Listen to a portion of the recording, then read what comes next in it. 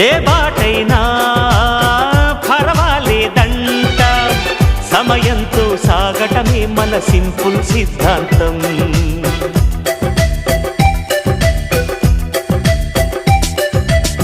చిరుగాలికి పరిమళమిచ్చే సిరిమల్లెల వనమై ఉందాం, గగనాన్ని నేలను కలిపే హరివిల్లుల వంతెన అవుదాం. ఆనందం అంటే అర్థం మనమందా, ప్రతి పూట పాటై సాగే హుషారు సరిగమలో.